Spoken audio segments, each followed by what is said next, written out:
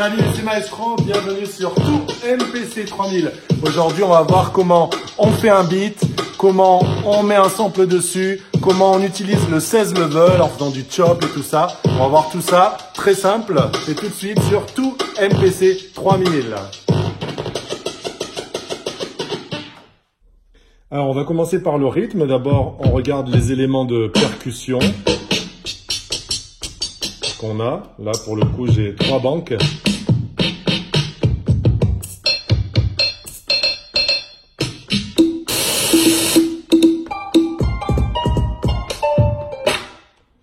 Ok, j'aime bien ça.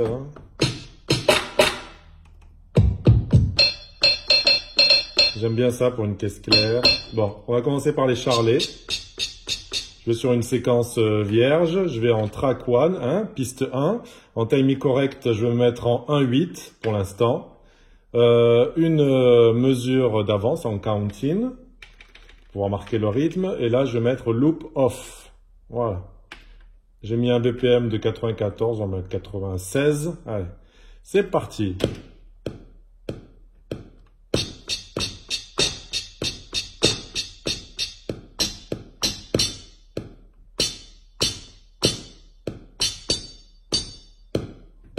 Ok, je vais mettre en boucle.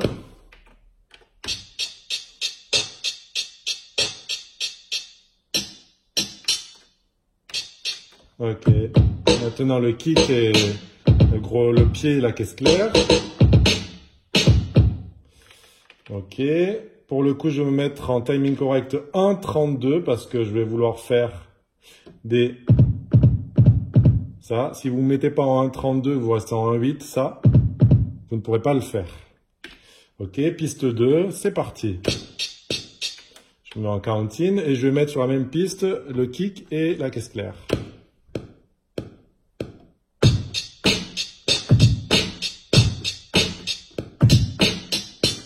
Voilà, on va garder une seule mesure finalement. Donc je vais en séquence edit, delete bars et je vais enlever la 2 et la 3. C'est parti.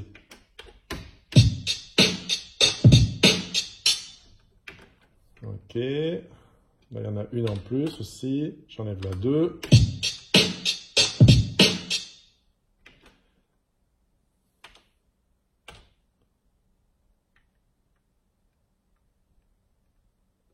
Je lui ai dit de l'enlever. Qu'est-ce qu'il me fait? Pourquoi il n'enlève pas? Ah, ça y est. Ok.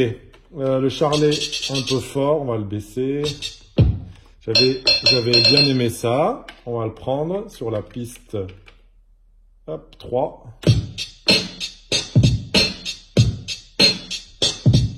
Ça fait un petit effet métallique à la caisse claire.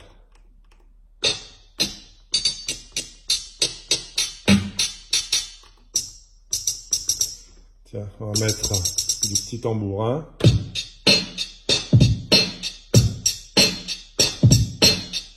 On ne le met pas sur tous les temps. C'est mieux. Ça, c'est moins monotone. On fait un petit mix rapide. On va le baisser. C'est un peu fort.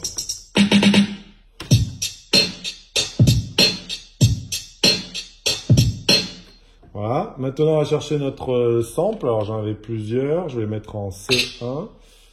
Je vais mettre ici. Qu'est-ce que j'ai?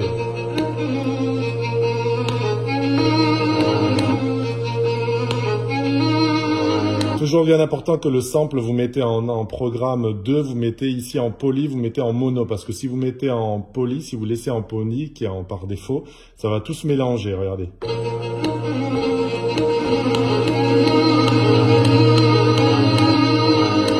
Ça vous fait un gros bordel, alors que si je mets en mono...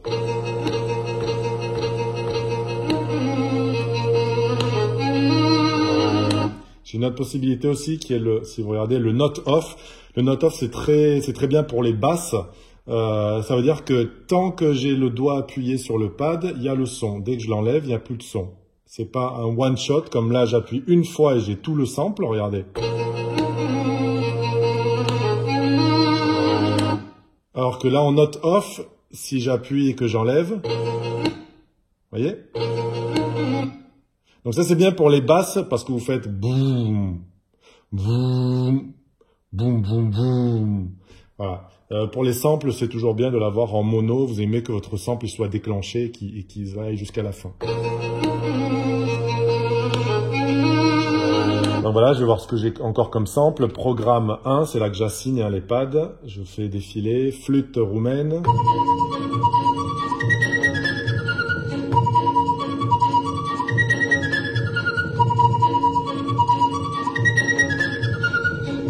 Ok, guitare. Harpe chine.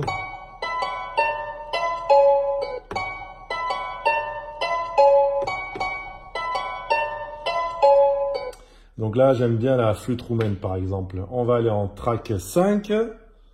Ok. Et puis déjà, on va faire défiler le rythme pour voir, je pense qu'il va falloir changer la vitesse. Hein. Ouah, trop rapide. Comme c'est trop rapide, le sample est trop rapide, vous allez en programme 2. Ok, donc je mets programme 2 et là, je vais faire changer la vitesse du sample sur le tune. Je vais ralentir, donc aller vers la gauche.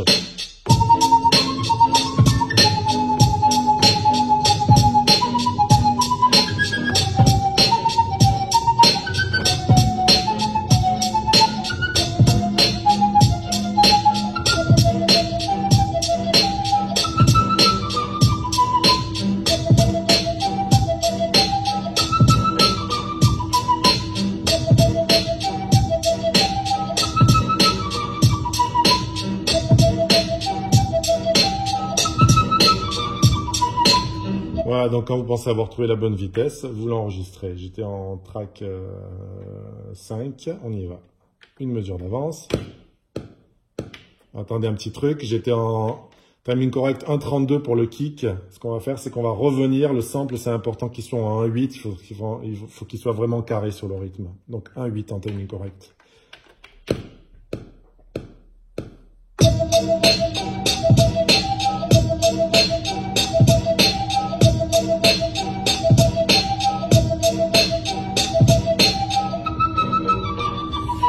Alors, ce qui est bien quand on a un sample comme ça qui est sur 2 mesures, c'est bien de le répéter 3 fois sur une mesure et de le laisser jusqu'à la fin à la 4e mesure. Donc, ce qu'on va faire, c'est qu'il va falloir copier des séquences. Séquence edit, copy bars, hein, le 5.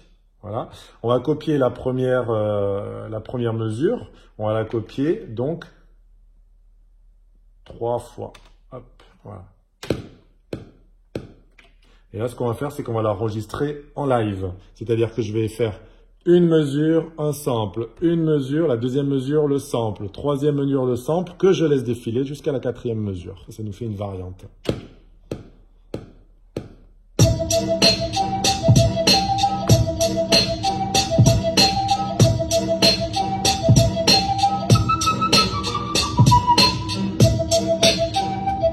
Et voilà. Là, vous avez votre sample avec une variante sur ce rythme, donc de 4 mesures.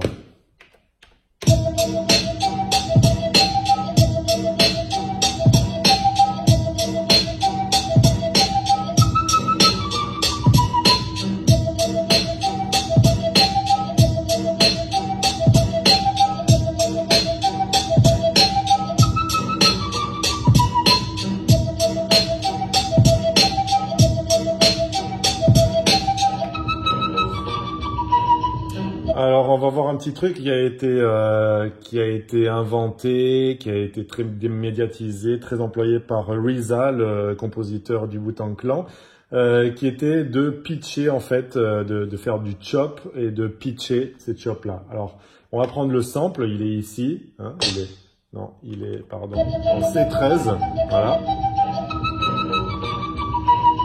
Ce que je vais faire, c'est que je vais le mettre en 16 levels. Ici, sur le côté gauche de la MPC 3000, vous avez un bouton qui s'appelle 16 levels. Vous appuyez dessus, une fois que vous avez sélectionné votre son, voilà. Et en fait, maintenant, ce qu'il va faire, il vous demande un pad central. Et en fait, les 16 pads vont servir à ce même sample, mais ça va être à chaque fois avec des accords différents, comme si c'était un clavier. Donc, c'est des notes. Les notes descendent comme ça et montent comme ça. Voilà. Donc, si on lui dit 13, c'est-à-dire que notre sample, la vitesse originale de notre sample va être ici. Ça veut dire qu'on va pouvoir surtout jouer dans les graves, c'est-à-dire en dessous de cette note. Par contre, si vous voulez la jouer plus aiguë, il vous reste vraiment que 3 notes, c'est pas beaucoup. Donc, je vous conseille de mettre un pad central. Ça dépend si vous savez que vous allez la jouer en aigu ou plus en grave. Eh bien, vous mettez votre sample central sur celle-ci ou celle-là. Voilà. Donc là, on va la mettre, par exemple, sur la 9. Ça veut dire que mon sample central sera ici. J'aurai tout ça pour jouer en aigu et tout ça pour jouer en grave. On va dire OK, turn on. Voilà. Et d'un coup, ici, j'ai mon sample donc normal.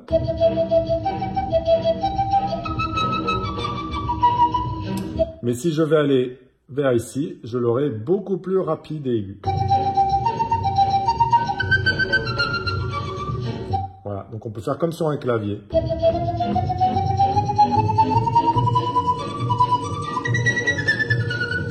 Et au contraire, je peux descendre.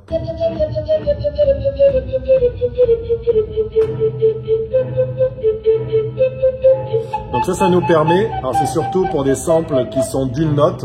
Donc on va aller dans le programme 6, on va couper pour faire juste une note. Voilà, on revient et là on peut jouer. Et ensuite, on va mettre ça sur le rythme. Donc là, je vais fermer cette piste, je vais en ouvrir une autre pour faire ces tests-là.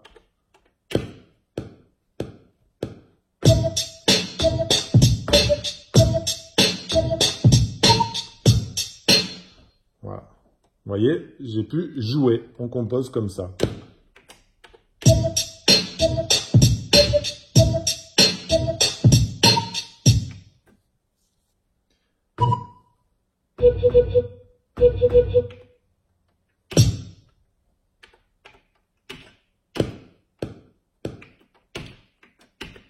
Oui.